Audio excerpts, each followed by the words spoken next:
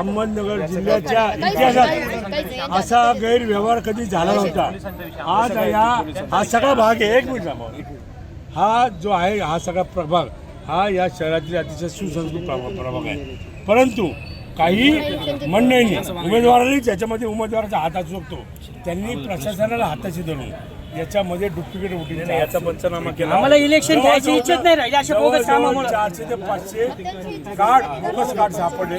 आणि दुसरी गोष्ट अशी, ज्यावेळेस उमेदवार इलेक्शनला आतमध्ये मतदान यंत्राच्या तिथं बाहेर असतो शाळेच्या बाहेर, तर पोलिसांनी त्यांना जाणीवपूर्वक सगळ्यांना बाहेर काढलं। मग जर पोलिसांनी बाहेर काढलं या सगळ्या उमेदवारांना, याचा अर्थ काय होतो, इथे मोकळीक होती त्या लोकांना, आमच्या सगळ्या उमेदवाराला सतत बाहेर काढायचे।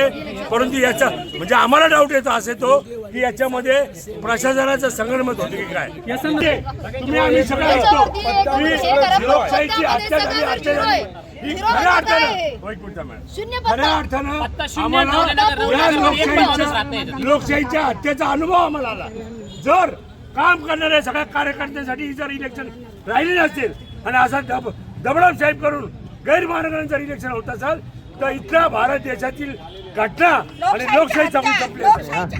प्रभाग क्रमांक 3 मध्ये मी आमच्या शिवसेना उमेदवार म्हणजे शिवसेनेकडून आमची उमेदवारी आमचा पॅनल आहे, पण मी मगाशी काय झालं, मला पारिजात चौकातून फोन आला की इथं पैसे वाटू राहिले।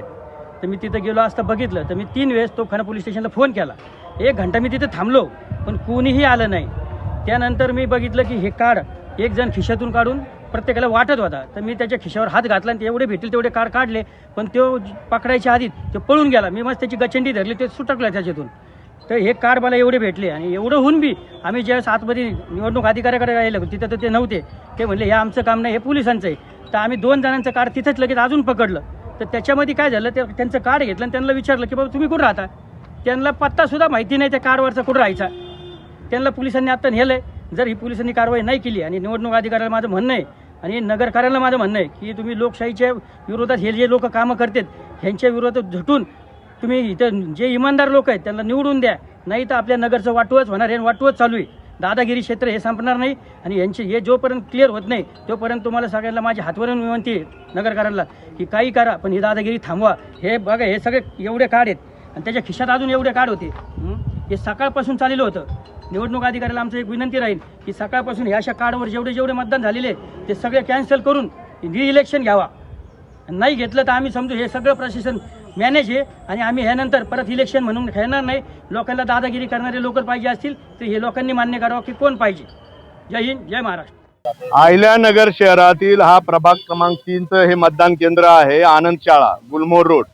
या मतदान केंद्रात काही लोक जवळपास आता इथे 50 कार्ड हे बोगस इलेक्शन का वोटिंग कार्ड 500 कार्ड आहेत, इथे 50 रेड हँड पकडले इथं विरोधी उमेदवारांनी आणि हे सगळं पोलिसांना दाखवलंय, निवडणूक अधिकाऱ्यांना आरवलं आणि सर्वांना दाखवलंय।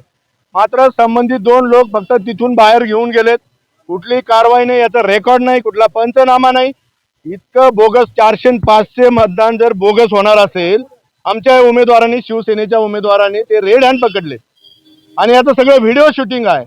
एवढं सगळं असताना जर त्यांच्यावर कारवाई करायच्या ऐवजी जे पकडतात, जे ही प्रक्रिया सुरळीत व्हावी याच्यासाठी प्रयत्न करतायत ते उमेदवार, त्या कार्यकर्त्यांवर जर दडपशाही होणार असेल तर मग कशाला घेता निवडणुका? गुंडाळून ठेवा आणि डायरेक्ट तुमचे उमेदवार तुम्ही जाहीर करून टाका की हे यांचाच अधिकार आहे लोकशाहीत, बाकी त्यांना अधिकार नाही। काय चाललंय अहिल्यानगर तर बिहार नाही, बिहारच्या पुढची परिस्थिती केली आहे। 500 वोटिंग कार्ड बोगस आणि 1-1 2-2 माणसांकडे, हे अतिशय निषेधार्ह आहे। आणि या ठिकाणी जे चाललंय म्हणून आम्ही मागणी करत आहोत, इथे शिवसेना आणि समविचारी उमेदवारांच्या वतीने अशी मागणी करत आहोत की हे सगळे जे बोगस वोटिंग झालेलं आहे या ठिकाणी या सगळ्या कार्डच्या आधारे हे सगळं तपासलं पाहिजे आणि ते वोटिंग रद्द झालं पाहिजे. त्याच्यासाठी इथलं वोटिंग थांबलं तरी चालेल, पण अशा पद्धतीने बोगस वोटिंग करून जर ही निवडणूक प्रक्रिया पुढे जाणार असेल तर ती प्रामाणिक उमेदवारांवर अन्याय करणारी आहे, आमच्या शिवसेनेच्या उमेदवारांवर अन्याय करणारी आहे. आता ते पोलिसांचं काम आहे, पोलिसांनी त्यांना तपासलं पाहिजे. त्यांना रेड हँड पकडलेत, त्यांना पोलिसी काक्या दाखवला असता 1 मिनिटात त्यांचं ते कोण आहेत, त्यांचे धागेदोरे कुठे आहे, त्यांचा आका कोण आहे 1 मिनिटात कळालं असतं. मात्र ते पब्लिक मधून बाहेर काढून न्यायचे आणि रबादबा करायचं. ही जी पॉलिसी इथं राबवली जाते आहे ही अहमदनगरचा सुज्ञ मतदार बघतोय, अहिल्यानगरचा सुज्ञ मतदार बघतोय आणि याची किंमत जे अशी कृत्य करतायत, जे मतदान प्रक्रियेला गालबोट लावतायत त्यांना इथला मतदार धडा शिकवल्याशिवाय राहणार नाही.